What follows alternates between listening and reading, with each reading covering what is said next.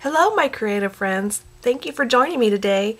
I want to give a special welcome out to those of you joining me from the Inspired to Scrap blog. I've been inspired by you ladies in the forum for years, and I'm hoping to give back to you today by offering you a little bit of inspiration.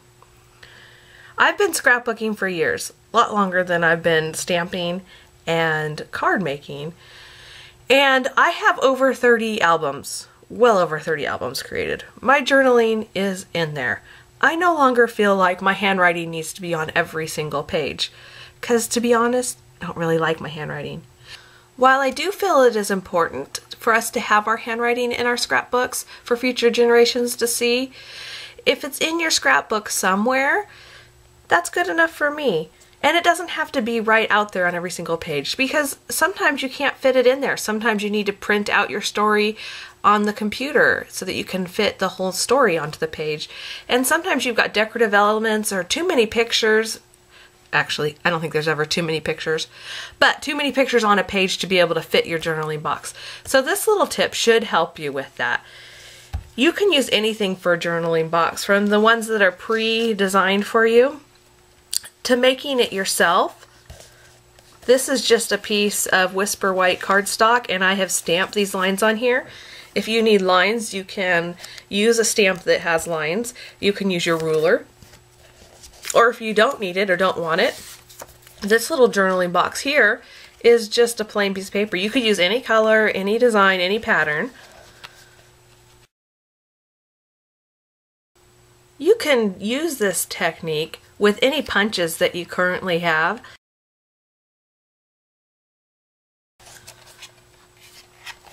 This is a decorative label punch, and I just folded it in half, and that could be your tab.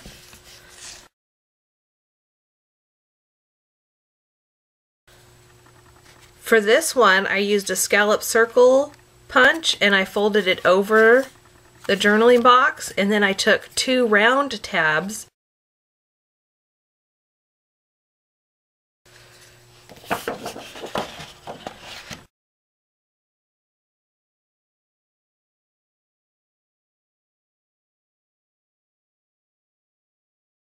punch upside down if you want to see the image. But if I want to put this on a birthday card, can you see that? I can just put that on one side, put this on the other, or even no pop dots, no dimensionals. This is just two circles layered, one on one side, one on the other, and you could use that as your pull tab. The one thing you want to make sure of is that your journaling box, whichever you use, will fit inside of your envelope or inside of the pocket that you make, or behind the picture that you're going to use. My favorite punch to use is the round tab punch. Here's what you do. I flip it upside down just so you can see it, but you don't have to flip it upside down. This is the old style of punch. I have had this for years and years. There's a picture of the newer style punch on my blog, but you just put your paper in, squeeze to punch it out. You can use any adhesive you want to adhere this. I'm just going to use my snail for right now.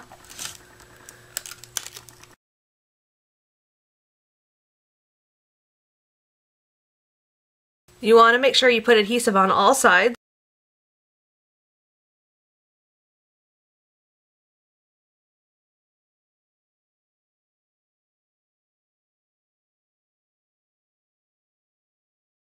If your picture that you're putting this underneath is going horizontal, make sure that you put it on one side or the other. If it's going vertical, one side or the other. This is especially important if you have top loading or side loading pages. If you're working in a mini album or grunge album, it doesn't really matter. Or if you're just going to pull it out in order to get to the journaling, it wouldn't matter either. This is actually going to be going in horizontally.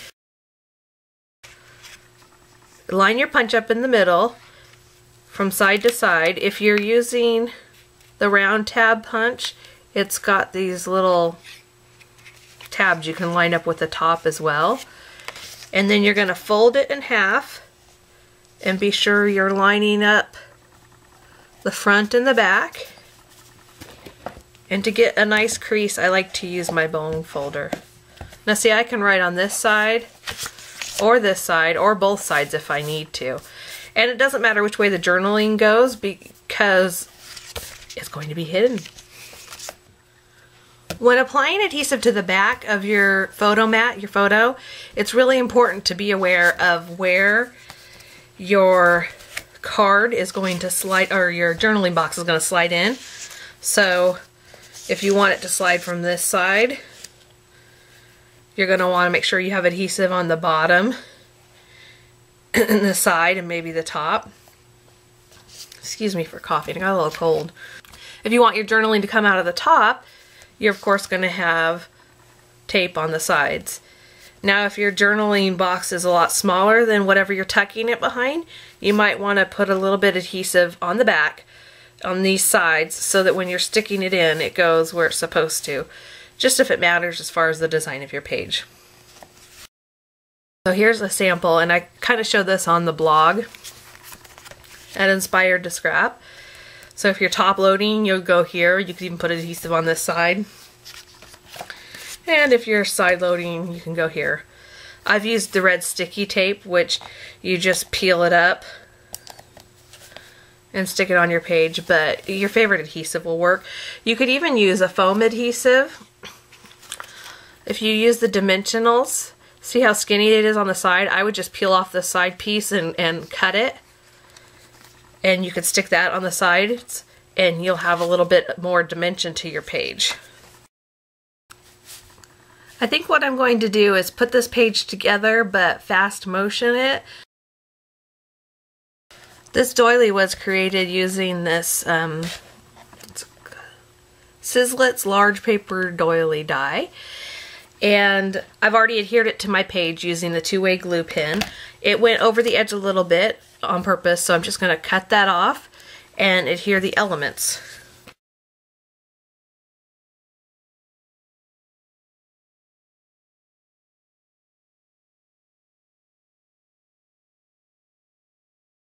My snail ran out of adhesive, so I used my ATG gun to adhere this.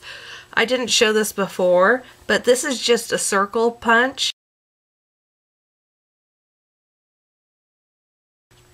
To make the envelope, seal the envelope up, take your cutter and just cut the top portion off so that you have a pocket like I have here. Then you're going to take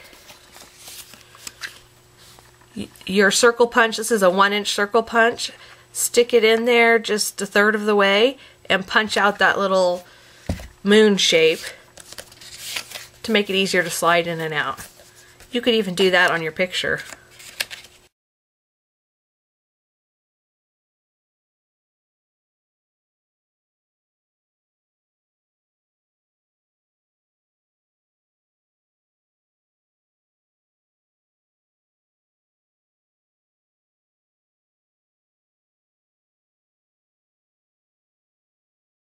And here you have my completed page. I've got 2 journaling boxes that are hidden, but easily accessible.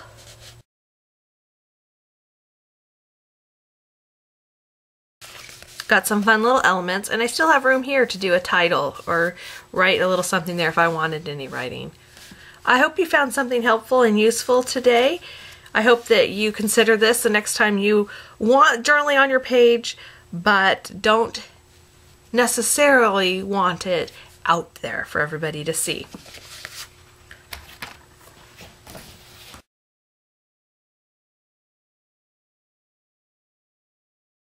Here's a sample page in an 8x8 album, I believe it is. On this side I have journaling about our trip.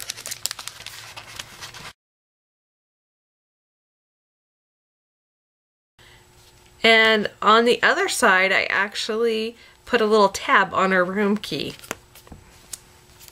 How many times have you gone home and realized your room key isn't still in your back pocket? Well, this is just a fun little thing you can use on your next trip. I know this page is too big to show up in the frame, but you can see how I made a little pocket here. Just attached it or adhered it on 3 sides, flipped it over. This is a great thing to use with designer series paper because it's double-sided. And then I made my own little tags to stick in there.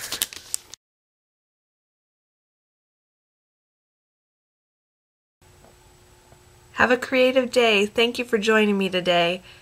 Bye.